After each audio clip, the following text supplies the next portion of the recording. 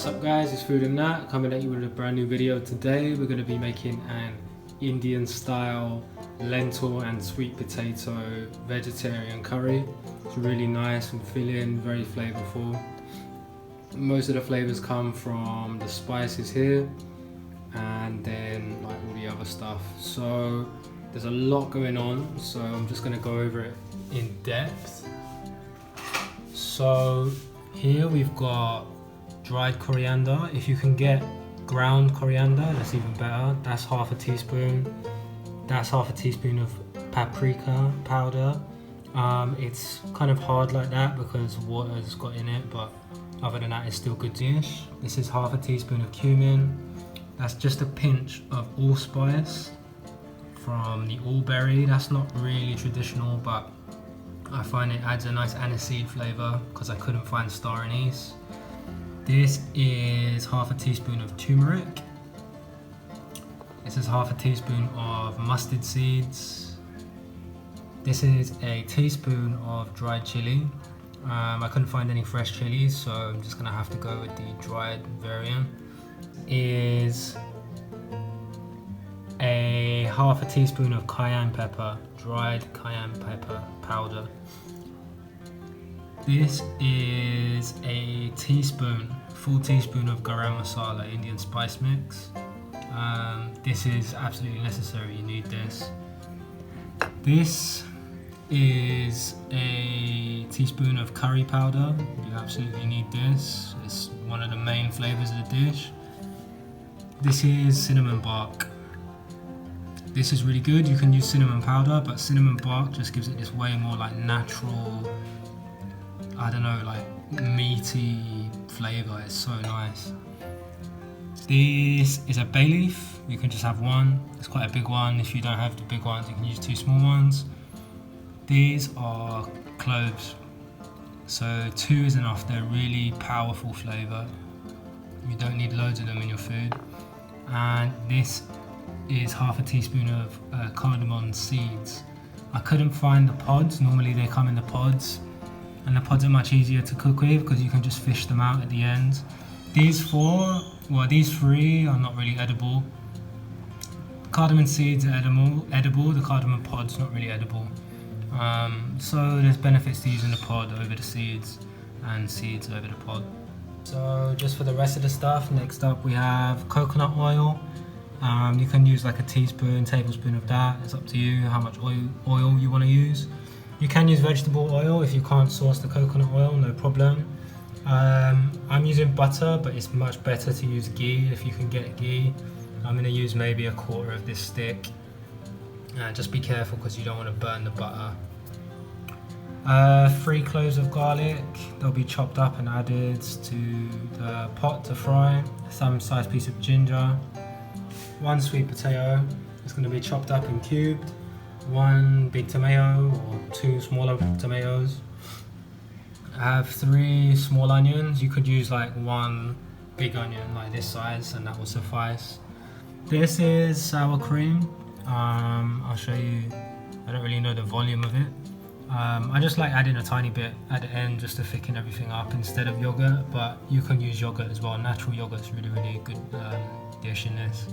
And then this is like Paneer style cheese. It's not exactly Paneer, but it kind of cooks the same if you've seen some of my other videos. Here we've got maybe 1 cup of lentils, dried lentils that have been soaking overnight preferably. These have been soaking like a day and a half actually. So these are green lentils. You can use red, yellow, whatever, doesn't really matter, whatever you like. But it's important you need to let them soak because there's a lot of like impurities and all sorts of gases and stuff that are made and stuff when they're cooked, so it's important to let them soak. You can make this dish completely vegan if you take out the ghee or the butter, the sour cream and the cheese. That's just going to be like eaten with the curry at the end. You don't have to have that. Okay, so let's get into the next step. Guys, we're outside. Got a frying pan on very low heat, and we're just going to pour all the dried spices into the pan and toast the spices just to kind of wake up the flavors.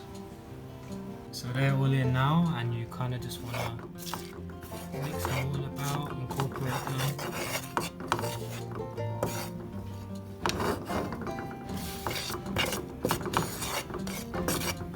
You'll see they'll all kind of mold into like one colour, like a brown.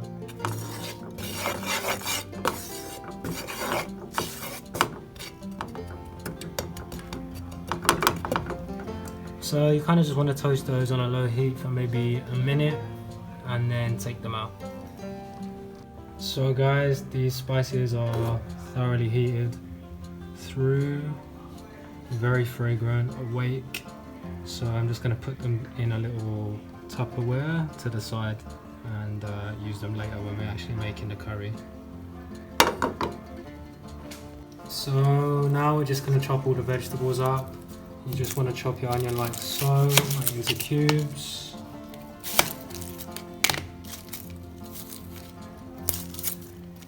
Take the skin off.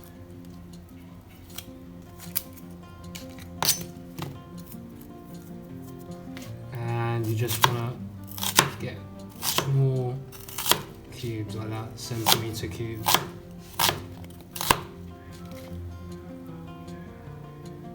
Alright, so you're just going to do that with all the onions. That's what the onions look like when they're done. You want this kind of size. Okay? And we're going to do the same thing with the tomato and the sweet potato. So with the tomato, just halve it.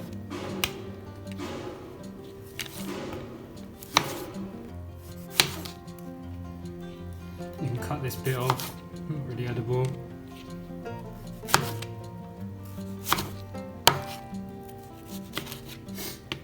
And then, like with these two middle bits, you can cut it vertically and then turn it. So you want this kind of size. Excuse the background noise. So those are our finished tomatoes. Nice, more big surface area, so they just kind of cook quicker and fry easier.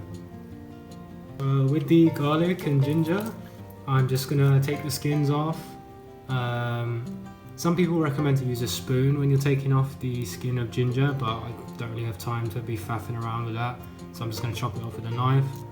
And then I'm going to mince it with some salt and create like a little paste. So I'll take the skins off and I'll show you that. This is the chopped garlic and ginger, and I'm just going to mince it together. Or just kind of chop it up.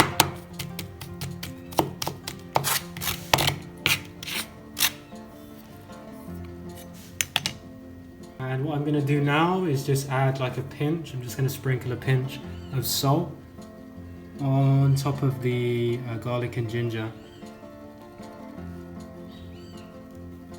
So it might look like a lot of salt now, but it's not really going to affect the end product.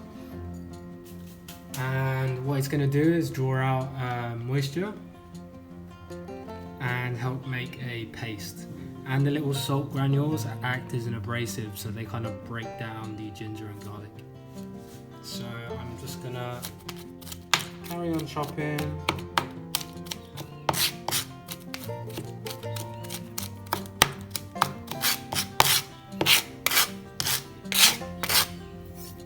And you can kind of do like this bench scrape move. Like this, you grab some of it.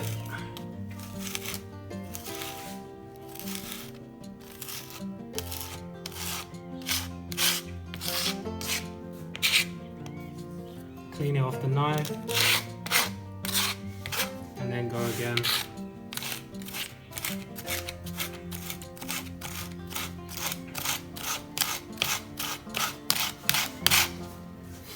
So I'm going to keep doing this and I'll show you the end product.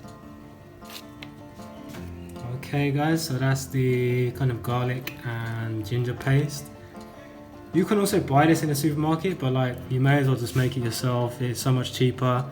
And it's fresher as well. When you buy it from the supermarket and it's been sitting in the jar, it kind of loses its freshness, it loses the pungency. The smell right now is so aromatic. Like this is good in any stir fry, Thai, Korean, Japanese, Chinese, whatever. Garlic and ginger, it's perfect. So the last thing to do now is just take the skin off the sweet potato.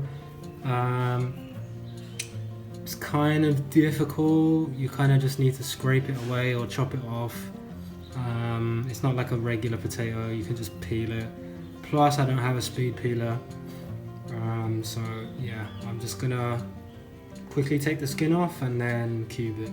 And I'm kind of going with my knife, just trying to be as close as possible to the skin so there's not that much wastage.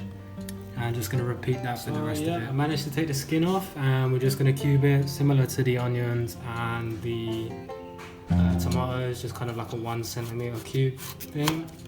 So just cut down lengthways and then across like this.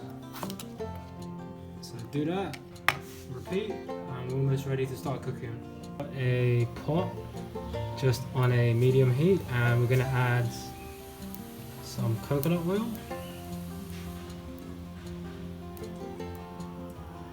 Probably about a tablespoon. Going to add a tablespoon of vegetable oil as well.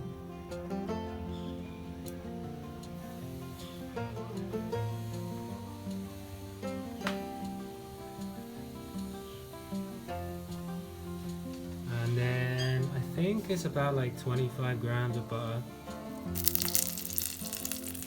I'm just going to let that sizzle and then we'll chuck in our onions. Like I said before, it is better if you can find ghee, because if just using plain butter there is a risk that you'll burn the milk solids. So that's why I've got the heat on really low. Just kind of mixing it through.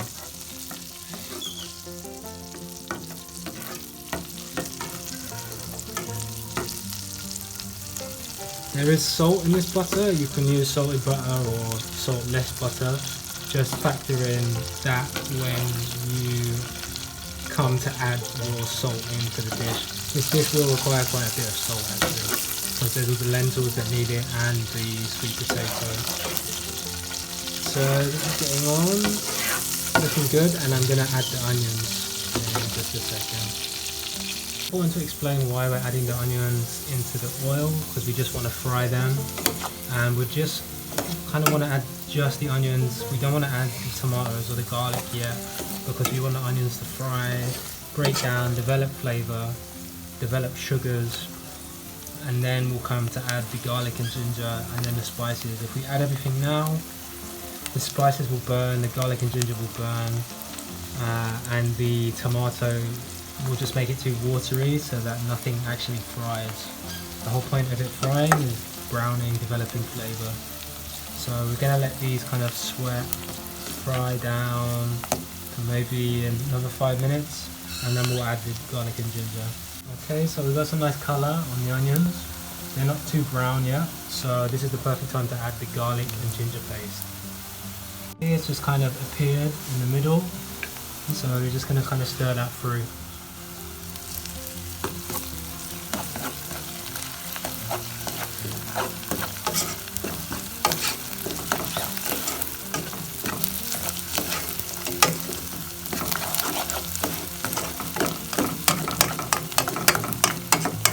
So straight away you notice the fragrance of the ginger, very, very aromatic. What I'm actually going to do now is lower the heat even more and then add the spices. So now we're ready to add the spices. This is one of the most enjoyable parts, because you just get a big waft of flavour come through. So it's on a very, very low heat.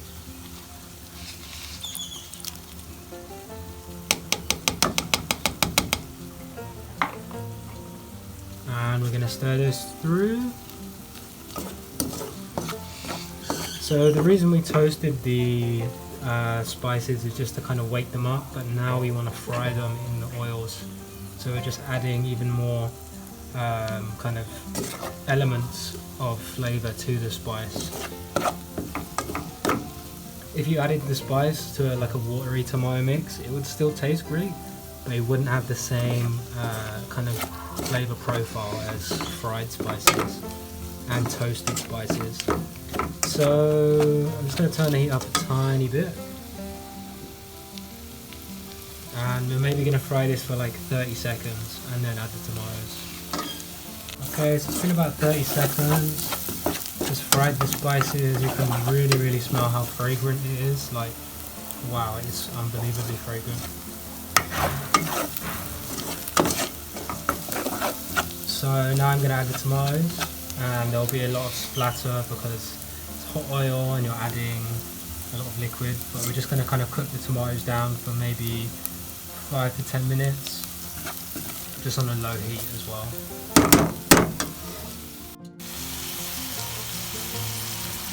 So I've added the tomatoes and I'm just going to stir those through, make sure everything's incorporated. Now that you've added water to the pan, you can, if there's any fond at the bottom, you can kind of scrape that away. So don't lose any flavour. Those are the tomatoes fully incorporated. Feel free to turn the heat up a tiny bit. We're just going to kind of cook those tomatoes through like for another 5 minutes. It's going to draw out a lot of moisture, and it will get thicker over time, but don't worry about that because we will add more water to the mix when the lentils come in and the sweet potato. It's been about 5 minutes, the tomatoes have cooked down a tiny bit. I'm going to add the lentils and the liquid that the lentils have been soaking in. I have changed this liquid about 3 or 4 times, so the first batch I would throw that liquid away, you don't want to keep that, but this is totally okay to use. So it's all just going to go in now.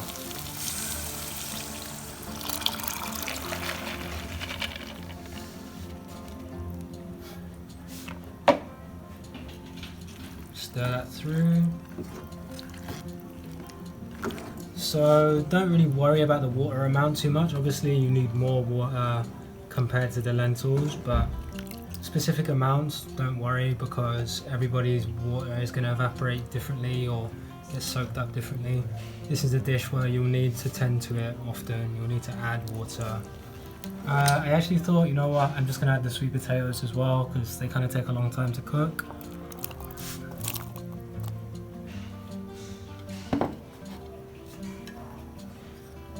And just stir those through.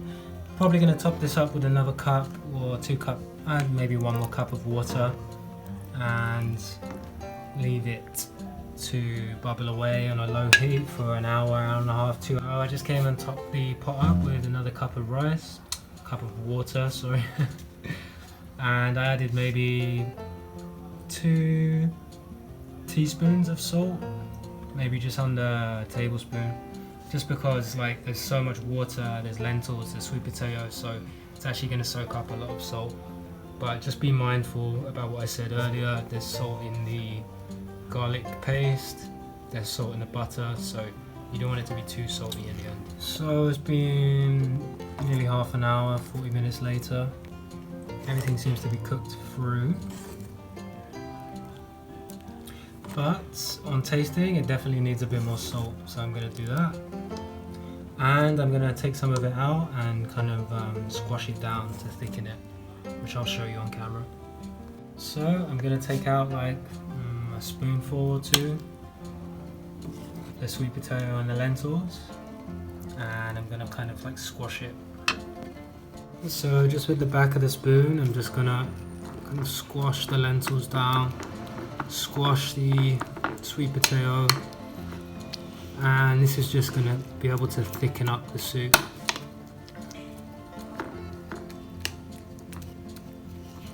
So hopefully you can see, I'll show you what it looks like, difference in consistency in the lentils and the sweet potato.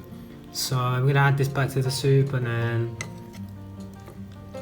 do it a couple more times, and then it should be finished. Okay guys, so with the added salt and squashing down some of the lentils and the sweet potato, quite happy with that consistency. I haven't squashed all the sweet potato because you kind of want to know what you're eating. I'm going to let this cook down for another 10 minutes with the lid off just to reduce it a bit more, and add the sour cream, and then it'll be finished. So here you can see I added the sour cream, and what that's going to do is just kind of thicken the dish up a bit and add a bit more fat to the dish and brighten it as well. You'll see the colour change, it'll be a bit lighter. Wash rice, all nice, yeah.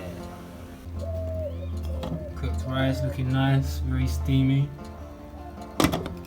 Let that just sit 10 more minutes and then we're good to go. Okay guys, nothing really exciting here, just got the cheese, Paneer style cheese. It's not exactly Paneer, but it will do, fries the same. If you can get Paneer, use Paneer. I don't know if eating Paneer with lentils and rice is like traditional because they're both like protein sources, I don't know, but I really like it, so probably gonna use like a third or something. That's a third, yeah. Oh, plastic bag.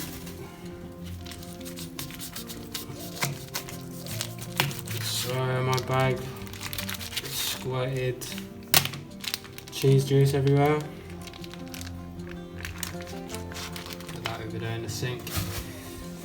So high water content, so you just have to be mindful of that when you're frying. This is a bit softer than Paneer and definitely a lot wetter, but it works just the same. It's still pretty good. So nothing exciting, I'm just going to put this in the pan for maybe a minute 30 either side and then... Okay guys, so that's the final product. The cheese kind of like got a bit weird in the pan and it like melted into one big glob kind of thing. But normally you can just kind of keep them in straight lines like how I cut it and it will stay that shape. But I think it's a little bit past its best by. So it kind of just went really soft, I don't know. The lentils kind of still remain like a traditional kind of Indian curry, like a bit more watery than you might be used to, like less kind of thick sauce and more of a kind of watery consistency. And then this rice is the rice that I showed you earlier. It's not basmati, but still just as good. Basmati is preferable though, so I just love basmati, but I couldn't get it. And there's nothing added to the rice, just salt and water, like just keep it really simple and let the flavours of the curry come through. You know, the rice grains are just a vessel. So we'll just try that now. Get some of that.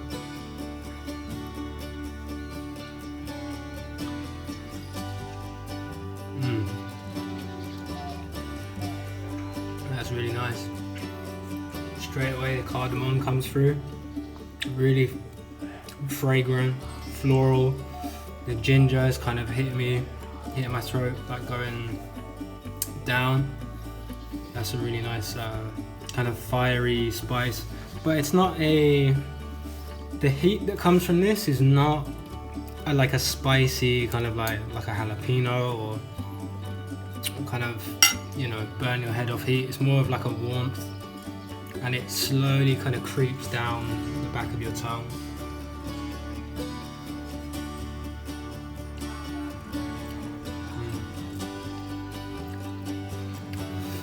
Can subtly detect the cinnamon. There's kind of that meaty kind of flavour off the cinnamon. Let's get some sweet potato on this one.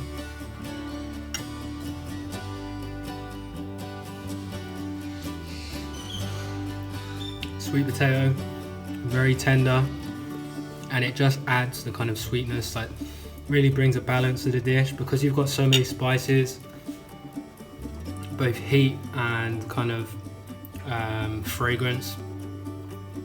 It can be quite overwhelming, so you do need the balance of the sweetness from the sweet potato. I think it is a really nice addition to the dish. I'm going to try some of it with the cheese because dairy kind of offsets the heat as well.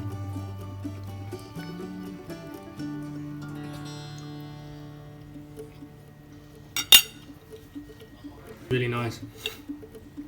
Just like the sweet potato, the sweetness from that, you've almost got a sweetness from the cheese, and the dairy kind of blends well with the spices and offsets some of that heat. Really, really nice. Great dish. I recommend you guys try this one. It doesn't look that pretty, but you know, it's all gonna come out the same end. It's all gonna be the same color, so don't worry about it. But it's a really good dish if you're vegetarian. You can make it vegan, remove the cheese, remove the butter and the sour cream or yogurt, and you've got yourself a vegan dish. So if you've got any fussy eaters or anyone with dietary restrictions, give that to them. But thanks for watching, guys.